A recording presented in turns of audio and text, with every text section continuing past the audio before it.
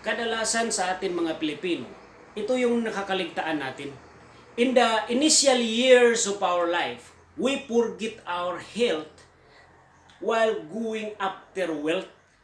And in the later years of our life, we spent our wealth to take care of our health. Ang ibig sabihin po niyan ay, tayo po kasi mga Pilipino, habang bata pa po, ay kinakaligtaan natin yung ating kalusugan. Dahil nakapokus tayo kung paano yumaman, kung paano kumita. Kapag bata pa ay hindi muna pinapansin ang kalusugan kasi malakas pa. Yung iba nga abusado sa katawan eh.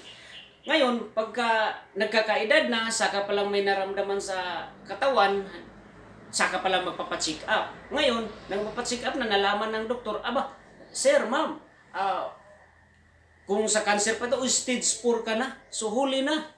Kaya yung pira mo na pinagsikapan mo, pinag-ipunan for how many years na pagtatrapaho, pagninegosyo, ay nauubos lang ito pambayad sa ospital. Kung ikaw naman ay nagtatrabaho, yung retirement fee mo po na milyon, ay hindi lang po yan sapat pambayad sa maintenance ng gamot ninyo. Ito ba ang gusto mong mangyari sa buhay mo? Di ba hindi? Kaya po nagkakasakit ang mga Pilipino dahil po yun sa kakulangan ng kaalaman o kakulangan ng informasyon. Kaya nagkakasakit ang mga Pilipino dahil po yan sa pagkahilig natin kumain ng masasarap na pagkain. Pangalawa po ay dahil po yan sa pagkaabusado po natin sa ating katawan. Papaano po inaabuso natin ang ating katawan? Inaabuso po natin ang ating katawan kapag nakaramdam ka po ng negative emotion. Hate, anger, sadness, and jealous. Kapag ikaw po ay nakaramdam ng matinding sama ng loob at mayroon kang dinaramdam na galit sa iyong kapwa. Kapag ikaw ay nagagalit, kapag ikaw ay nagsisilos, kapag ikaw ay may matinding kalungkutan, kapag nagkaramdam po tayo niyang negative emotion na yan, ay ang ating katawan po ay nagre-release po yan ng lason, ang toxic substance. Ang tawag po niyan ay free radicals. Ang free radicals ay hindi lang po yan nakukuha sa sama ng loob, sa galit, sa silos, at sa matinding kalungkutan. Nakukuha din po natin yan sa paglanghap ng air pollution, paglanghap ng tabako.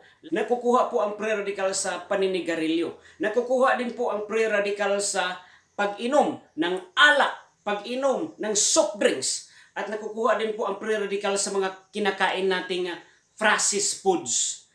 Bakit processed foods? Kasi mayroon po yung mga preservatives. Nakukuha din po natin ang free radicals sa true transdermally, yung ipinapahid natin sa ating balat, sa yung mga cosmetics dahil marami po yung mga preservatives. Ano ba ang free radicals? Ang free radicals ay isa po itong toxic substance o lason na sa loob ng ating katawan. Ito ang molecules po niya. Sa loob po ng kanyang molecules ay mayroon po yung electrons na walang pares. Walang pares po. Ano pong ginagawa ng free radical sa loob ng ating katawan? Ang ginagawa po ng free radical sa loob ng ating katawan ay direkta po niya na inaatake ang ating mga cells sa ating katawan at inaagawan po niya ito ng electrons. Kasi nga mayroon siyang electrons na walang pares. Kaya aagaw siya ng electrons sa ating cells sa ating katawan. Kaya ano mangyayari sa ating cells sa ating katawan? Namamatay. Imagine mo lang kung isang tao, bigla mo yung kukunan ng organs niya sa loob ng kanyang katawan. Simple mamamatay yung tao. Ganun po ang nangyayari sa ating cells ng ating katawan. Ito po ay hindi mo po ito nalaman na mamalayan na ang mga cells sa iyong katawan ay patay na. Pati yung mga tissue mo, hindi mo po ito namamalayan. Kasi ilang trillions po yung cells ng ating katawan. Lalo na kung tissue na pong inaatake. Kaya matagal po, 10 years, 15 years, 20 years, 30 years bago po kayo may mararamdaman sa iyong katawan. Lalo na kung ang organs na ang inaatake ng mga free radicals. Kapag organs na ang inatake, doon ka na may maramdaman. Saka ka na magpa-check up ng doktor. At doon mo malalaman, kung cancer ito, huli na, stage 3, stage 4 na. Ano po ang mga sakit na kayang malikha ng free radicals? Unang-una po dyan, yung pagkalagas ng buhok. Pag utak ang inaatake, depende po kasi sa organs yan eh. Kung utak ang inaatake, doon ka na makaramdam ng forgetfulness, makakalimutin ka na. At mayroong memory loss. Bakit memory loss? Kasi yung mga tissue dyan, patay na. Ang mga tissue na, dead cells na patay na. Kaya kung doon nakaimbak yung memory mo sa parte na yun, ay wala na yun kasi patay na yung tissue. Maging malala na po yun, kaya po naging Alzheimer's disease na po yan. Paano nakakamatay ang Alzheimer's disease? Kapag nakakalimutan mo, halimbawa tumawid ka sa daan, nakalimutan mo, nasa daan ka pala, kaya nasasagasaan ka. Kapag ang mata ang inaatake nito, magkakaroon ito ng cataracts. Maraming sakit ang pwedeng malikha ng free radicals tulad ng type 1, type 2 diabetes, rheumatoid arthritis, tulad ng Parkinson's disease. Yung Parkinson's disease, yung involuntary na gumagalaw ang iyong katawan. Bakit po? Nagmamalfunction na po ang iyong mga muscles sa katawan, yung mga tissue ninyo. Kasi patay na yung ibang tissue eh. Kapag liver po ang inatake ng free radicals, doon po maging komplikado ang magiging malikhang sakit ng free radicals. Bakit po? Because the liver is the only organ in the body that metabolize the molecule of sugar. Napakahalaga po ng liver ng ating katawan, lalo na po pag metabolize ng ating mga kinakain. Paano nagkakasakit ang mga tao? Sa pamamagitan ng mga kinakain natin masasarap na pagkain. Okay? Dahil mahilig po tayong kumain ng mga masasarap na pagkain, kaya po tayo nagkakasakit. Una po, kapag mahilig po kayong kumain ng mga maaalat na pagkain, mahilig ka pang kumain ng mga mamantikang pagkain, mahilig ka pang kumain ng karne, manok, at isda, yung sobra-sobrang pagkain ng karne, yung mahilig ka pang kumain ng mga matatamis na pagkain, yan po, ang lahat ng yan ay posibleng maging dahilan. High blood pressure, na kalaunan magkaroon ka ng stroke at heart attack. Sobra kung kumain ng carbohydrates, sobrang kumain ng rice, bread, pasta, spaghetti, cake, mga ice cream, lahat ng mga pagkain na may kinalaman sa carbohydrates. Kapag malakas kang kumain ng carbohydrates, ang carbohydrates po kasi ay glucose po yan, a complex sugar. So, didiretso po yan sa atay. Kasi doon po yan i-convert into energy. Pero dahil po ito ay complex sugar or polysaccharides, kinakailangan pang mag-release si pancreas ng insulin para i-break down yung complex sugar into simple sugar. Saka pa lang ito ma-convert into energy. There are two types of sugar, simple sugar and complex sugar. Itong simple sugar, ito po ang sugar na nakukuha natin sa prutas at gulay. Dahil simple sugar po siya, diretso po siyang i-convert ng liver natin. Hindi na nangangailangan ng insulin. Diretso po siya i-convert ng liver natin into energy. Kaya po, kung napapansin niyo po, yung mga dumadalaw sa pasyente, di ba may daladalang prutas at gulay? Kasi po, ang pasyente kapag nakakain ng prutas at nakakain ng gulay, mabilis po itong gagaling. Kasi nga, diretso itong i-convert into energy. Ganon din po ang ating Ayatric juice. Dahil po ang ating Ayatric juice 17-in-1 mix. Kasi gawa po siya sa prutas at gulay. Dahil po gawa siya sa prutas, mabilis po siyang i-convert into energy. Kaya nagugulat po yung iba na nakainom ng ating Ayatric juice na ilang oras lang po ay nagkakaroon na sila ng result, gumagaling agad sila. Kasi po ito ay simple sugar, hindi na nangangailangan ng insulin para i-break down ito. In the case of carbohydrates, kasi polysaccharides ito, complex sugar, kinakailangan pang mag-release ni pancreas ng insulin para i-break down yung carbohydrates into simple sugar para ma-convert into energy. Ngayon, paano nga ba nagkakasakit ang mga tao?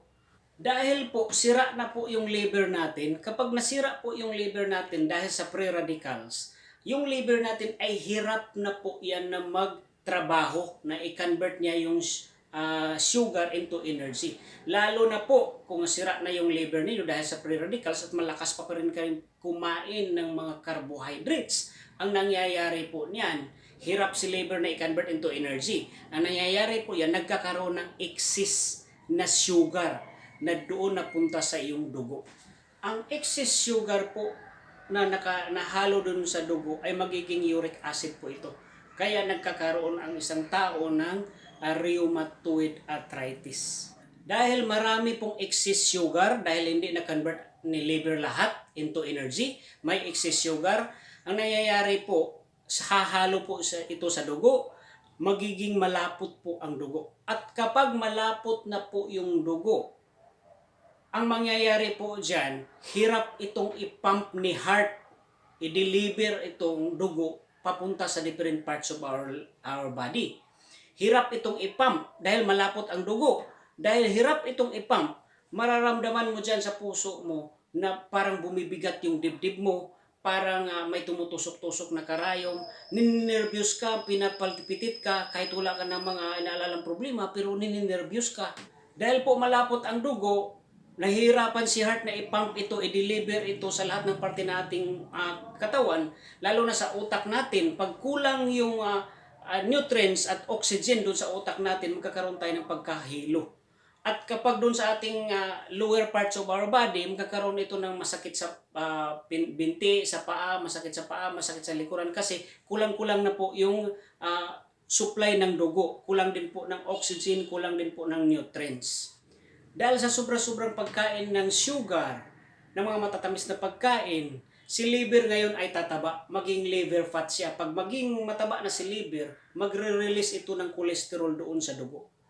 Dahil nag-release yan ng cholesterol doon sa dugo, magkakaroon ngayon ng bara-bara doon sa ugat, mga ugat natin na daluyan ng dugo, magkakaroon ng bara-bara doon sa ating blood vessels. Isabay pa yung pagkamahilig natin kumain ng mga maaalat, mahilig natin kumain ng mga karne, mahilig natin kumain ng mga sobrang hilig sa pagkain ng mga mamantikang pagkain.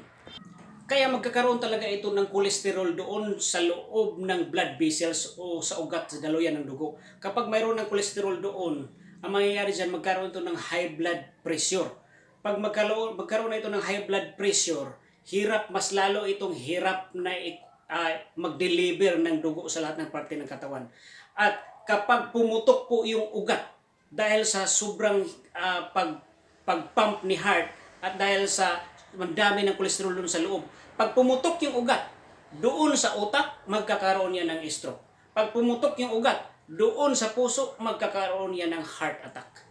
Halimbawa po, wala pa po yung heart attack, wala pa po yung stroke, patuloy pa rin ang pagkain ng mga carbohydrates. Ang mangyayari dyan, mabankrupt po si insulin.